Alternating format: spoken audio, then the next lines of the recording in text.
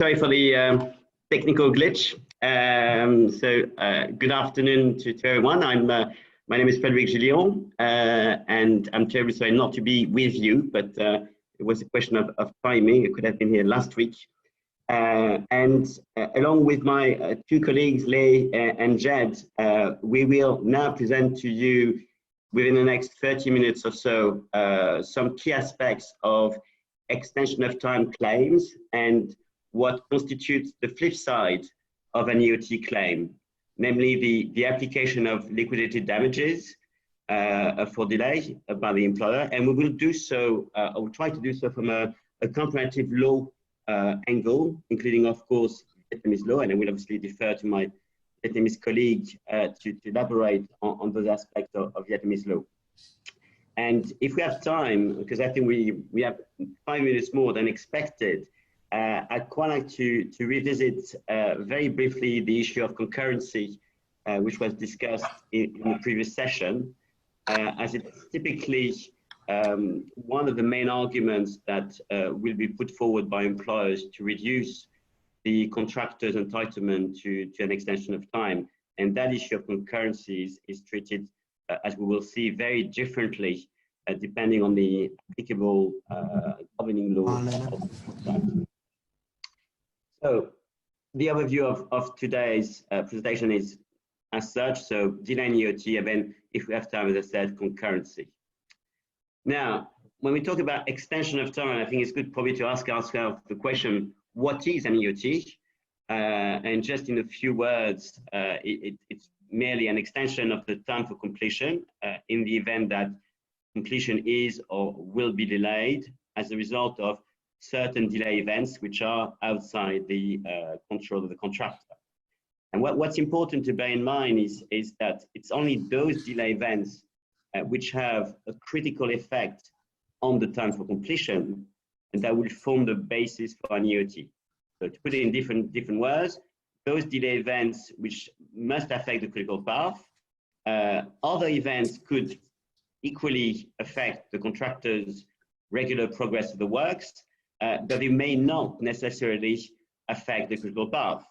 And this may then lead to what we call a disruption claim, or a claim for a loss of efficiency, which is separate from an EoT claim. What are the effects of an EoT? I mean, it's a good question to ask, particularly common law lawyers, because if you ask this question to an English lawyer, typically he would probably jump to the second bullet point, which is, oh, it's of course there to preserve the right of the employer to apply liquidated damages and prevent what we call time becoming at large. I'm not sure if that's something that is familiar to any of you. I will come back to that. But more typically, if you ask that question, people would simply say, well, we need an EoT to avoid the financial consequences of delay, which, as I said before, would be typically the application of delay damages, and also possibly a call on the performance bond. Also, obviously, if you get an extension of time, you would typically as well bring a claim for prolongation costs, which are the costs associated with that extension of time.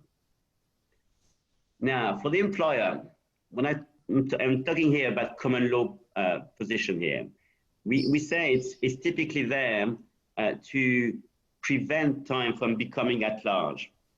And what it means is that without an extension of time, and without an extension of time mechanism in the contract which is operable, then there's an argument under English law that if the employer is responsible for the delay, then if there's no extension of time given and no mechanism on the contract to extend the term for completion, then time is at large. And that's the result of what we call the prevention principle, according to which a party may not insist on compliance with a contractual obligation, the time for completion, in situations where it has itself prevented the performance of that obligation. So that is a situation where we have no time for completion extended, and in these circumstances, the time become at large, and the contractor's only obligation in those circumstances is to complete within a reasonable time. This is something that exists in the common law, but you have in different jurisdictions, like on the French law, something similar. So it's something to be probably watched and maybe checked on the Vietnamese law. Now, trying to make it very interactive. It's going to be very difficult for me to ask you the question in the room, but you see the question on the screen. So what I've reproduced here, as you will see and recognize, is an extract from the 2017 FEDIC suite of contract. It's clause 8.5, and 8.5 is the equivalent to 8.4 under the 99 suite of FEDIC contracts. And it is your typical extension of time clause. And what it does, it sets out various grounds on which the contractor can rely to claim an extension of time. And you would find typically a variation, also bad weather. Little b is any cause of delay which are specifically referred to in the contract. But what I'm interested to show you is little e there, which I've highlighted in yellow. And the question for you, and we can do a show of hands, which I can't do, but someone else can do it in the room, is who do you think benefits the most from the little e here? Is it the employer, the contractor, or both? If you read the clause, it reads, the contractor shall be entitled to an extension of the time for completion if the completion is or will be delayed by any of the following causes. And little e reads, any delay, impediment, or prevention caused by or attributable to the employer. So in broad terms, what it is, it's a catch-all phrase to cover any cause of delay caused by the employer. And what it does, it gives a basis, a contractual basis for the contractor to say, in the event that I'm delayed as a result of the employer, then I can claim an extension of time. So do you think it's to the benefit of the contractor, the employer, or both? I don't know. We haven't got much time and I can't see you in the room, so I don't know. But I'm going to give you the answer straight away. It's more likely than not both. But the reason why it's also the employer is precisely because of what I was trying to describe very briefly about the prevention principle and time becoming at large. That clause was, and you will find it typically in all contracts, especially if they are drafted by English lawyers, because that little clause here allows or prevents the time from becoming at large, because it offers a mechanism in the contract to extend the time for completion in the event that the works are delayed by an event attributable to the employer. So that was the thing. Just an explanation for you as to, because you're pretty familiar, I understand, with the FEDIC forms of contract, and you will find that typically it's obviously relied upon by contractors, but it's also there when you have English law contracts to prevent time from becoming at large. Now, as I said, the flip side of an extension of time is the application of LDs. If you don't have your extension of time, then the employer is likely to apply liquidated damages. What is a liquidated damages clause? Well, it's typically a provision, which is in our contract on the FEDIC 8.7, which provides that in the event of delay, the employer can apply a fixed amount of damages in respect of delays. And what it does is it gives certainty to the employer as to what amount he can claim. It doesn't have to establish a particular loss, and he just doesn't need to calculate the loss. It's not actual loss, it's just a fixed amount. It also has the benefit for the contractor, obviously, to provide certainty if that liquidated damages clause is linked to a cap on liability. But the treatment of that LDs clause is different whether you apply English law or French law or Vietnamese law, and I will come back to that in a second. Traditionally, if you talk about English law, the position used to be that the amount of LDs had to be a genuine pre-estimate of the loss. So you couldn't put a figure which had nothing to do with the potential loss that the employer would suffer as a result of delay. And typically you would find in contracts some provisions dealing that the parties agree that this amount of LDs constitute the genuine pre-estimate of the loss. Parties have tried to sometimes challenge amount of LDs on the basis that it didn't represent a pre-estimated loss, sometimes by saying, well, you didn't suffer any loss at all, so you can't apply LDs, but typically the courts will apply the amount of LDs, and it's only when it's extravagant or unconscionable that a court may find that a clause represents not a liquidated damages clause, but a penalty clause, which is unenforceable under English law. So that's the distinction. And where it's getting confusing is that typically under French law and other civil law jurisdictions, and I'm talking about French law here because it's a great source of inspiration in many other jurisdictions which are governed by civil law, such as Vietnam.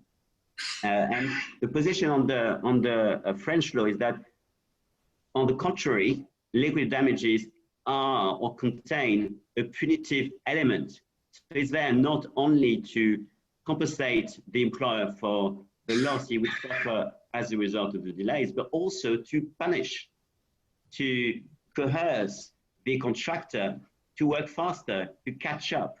So there's both elements of compensation and punishment, which actually contain under French law. And you find the same, in fact, the same similar provisions under Vietnamese law, but I will leave my Vietnamese colleague to cover it.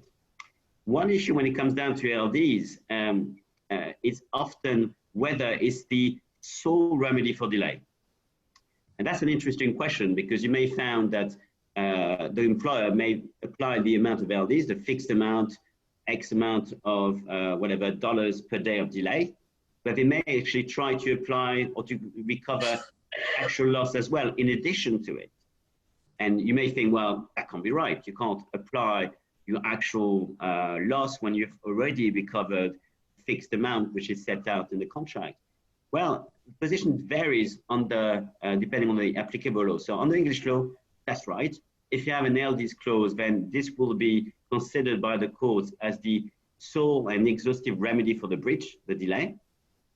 Under French law, it's probably also the case, but the parties may also agree that, so under the contract, that in case of delays, the employer could apply or could claim the liquidated damages, but also claim its actual loss as a result of late performance. So that's something which is to watch for. And under Vietnamese law, I put it here, it's pretty much the same position. In case of the parties have agreed on a fine, which is a penalty for a breach, which in this case would be a failure to comply with the term for completion, then the violating party has to pay only the fine for valuation. So it has only to pay the fixed amount set out in the contract. So my recommendation here is, obviously depends on the applicable law, but if you wish to make the penalty clause a sole remedy, you should really specify it to avoid this argument that the employer can claim actual loss. Defense against LDs, well, I put it here, what I could find in the Vietnamese civil code. So that would be typically a delay caused by the employer, which entitles you to an extension of time or not. Force majeure, but also interestingly, unforeseen change of circumstances. So that's Article 420 of the Vietnamese Civil Code, which has, you find similar provisions on the French law and other civil law jurisdictions. So if you have to defend the claim for LDs, these are the articles in particular you need to rely on to challenge the application of LDs. And concurrency in like 2 minutes. Why it's interesting is because it's typically, as I said, the defense that an employer will try to put at you, if you are the contractor, obviously, to suggest that, well, the employer may have delayed the works, but at the same time, for example, you were not ready to mobilize, or you were also responsible for some delays. And this would be the excuse for then the employer to say you're not entitled to a full extension of time. Okay? And I've quoted here a quote from a quite famous judge in the UK, which says, really, it's like a workable Brexit. It's rare in practice. And why it is rare in practice is it all comes down to what we mean by concurrent delays. If we look at we are here at an SCL conference event, so I think I'm more than allowed to quote the SCL protocol, the Society of Construction Law on Delay and Disruption is an interesting read because it does refer to concurrency and define concurrency as being something which relates to critical events. So it's only when you have delay events that are critical, that affect the critical path, that they could be concurrent. If that is the case, then you've got two different approaches. One, which is time but not money, which is basically you're entitled to a full extension of time, even if you, as a contractor, has been responsible for part of the delay, but then no money. So extension of time, but you can't claim the cost associated with the extension of time. There's a different approach which also exists, which exists on the Scottish law, which is apportionment of time and money, i.e. the parties will look at the cause of delays and decide for a delay who is responsible for the delays. So you may have, in the end, an entitlement to an extension of time and some cost, and the employer may also be entitled to apply LDs for the portion of the time for which the contractor is responsible. And I've put it here on the slide. I'm not going to cover it, but you know how this is addressed in various jurisdictions. And I should really finish up this presentation by just mentioning the contract.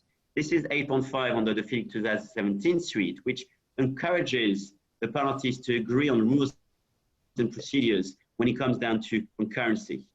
And when there's, I think sometimes, I was speaking at a conference in December in London, and one of the side effects of having this sort of a proposal for the parties to agree on the effect of concurrency is that very often what happens is that you would find the employer saying what was saying in this particular case, which is in the event of concurrent delays, then the employer's delays should not be taken into account.